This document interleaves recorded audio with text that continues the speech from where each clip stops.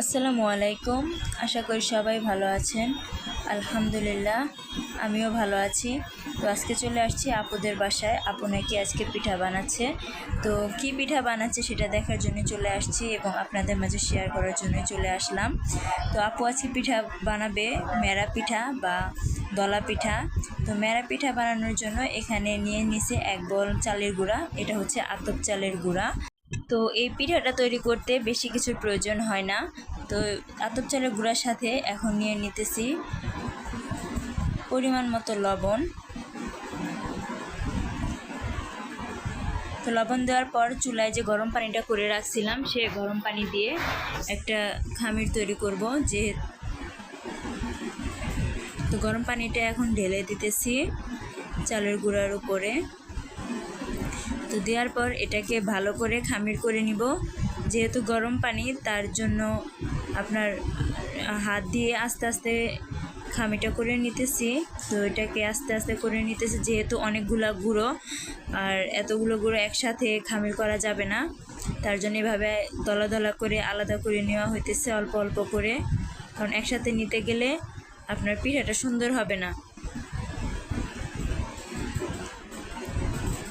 এই খামিরটা এমনভাবে তৈরি করতে হবে যাতে পানি পানিও না থাকে, আবার হচ্ছে আপনার বেশি শক্ত যাতে না হয়, একদম সফট করে আপনার আটাটা খামির করে নিতে হবে। তো খামির করার জন্য হাত দিয়ে ভালো করে চালের গুঁড়োটাকে মাখিয়ে নেওয়া হইতেছে।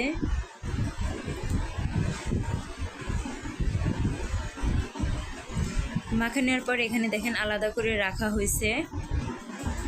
এগুলোকে আবার ভালো করে সফট করা হবে। যেহেতু অনেকগুলো গুঁড়ো একসাথে করা সম্ভব নয়, তার জন্য আলাদা আলাদা করে নিতেছে অল্প অল্প করে। তো করার পরে দেখেন এখানে যে এখন ভালো করে এটাকে সফট করার জন্য ভালো করে মিশিয়ে নিতেছে। তো এখন একদম একটা সফট সুন্দর একটা চালের গুঁড়ার খামির হয়ে গেছে। এখন এটাকে পিঠা বানাবো। তো পিঠা বানানোর জন্য দেখেন এখানে আগেই 2টা পিঠা বানিয়ে নিয়েছিল পরীক্ষা করার জন্য, পরে দেখছে যে না ঠিক আছে খামিরটা। এখন দেখেন হাতের সাহায্যে কি সুন্দর করে পিঠাটা তৈরি করতেছে, কি সুন্দর একটা শেপ দেয় হাতের মাধ্যমে। তো এই পিঠাটাতে আপনার অনেক ধরনের শেপ দেওয়া যায়। তো দেখেন কি সুন্দর একটা শেপ দিল।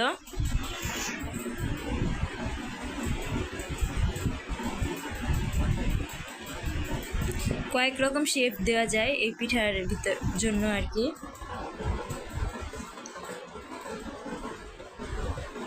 দেখেন কি সুন্দর একটা শেপ চলে আসছে, শুধু হাতের মাধ্যমে করা হয়েছে। আর এটার ভিতরে দিয়ে হইতেছে একটু গুড়।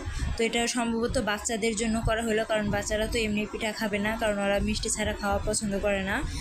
এর জন্য এটাতে একটু গুড় দিয়ে দেওয়া হলো যাতে বাচ্চারাও খেতে পছন্দ করে, তার জন্য। তো দেখেন এটাকে একটা অন্যরকম একটা শেপ দেওয়া হবে।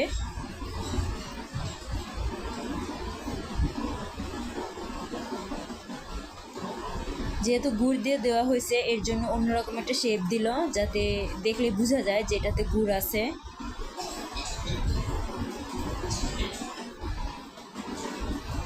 তো দেখেন কি সুন্দর হলো। এরকম করে এভাবে কয়েকটা তৈরি করে নিছে গুড় দিয়ে, শুধু বাচ্চাদের জন্য। চাইলে এটা বড়রাও খেতে পারে। আর এই পিঠা খাওয়ার সবচেয়ে মজার বিষয় হচ্ছে ঝাল ঝাল শুটকি ভর্তা, সরিষা ভর্তা, আর হচ্ছে ধনিয়া পাতা ভর্তা। এগুলো হলে এই পিঠা খেতে খুব ভালো লাগে।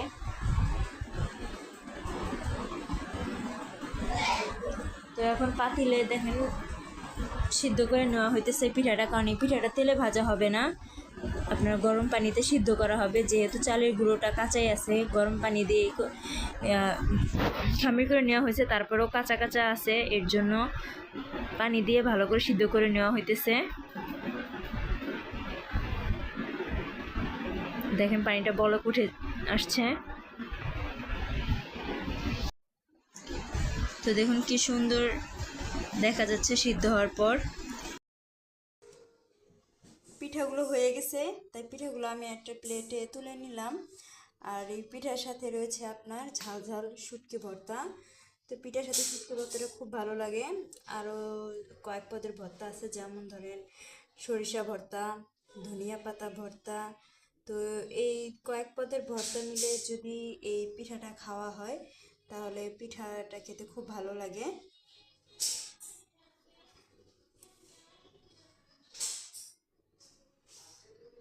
তো দেখুন একবার ভর্তাটা। তো ধন্যবাদ সবাইকে আমার ভিডিওটি দেখার জন্য। তো আরেকবার বলি যে এই পিঠাটাকে আমরা আর কি আমাদের জামালপুরের ভাষায় বলে থাকি মেরা পিঠা বা দলা পিঠা। তো আপনারা কি নামে ডাকেন এই পিঠাটাকে, কি বলে আর কি ডাকেন সেটা কমেন্টসে জানায়েন। তো ধন্যবাদ সবাইকে, ভালো থাকেন, সুস্থ থাকেন, আল্লাহ হাফেজ।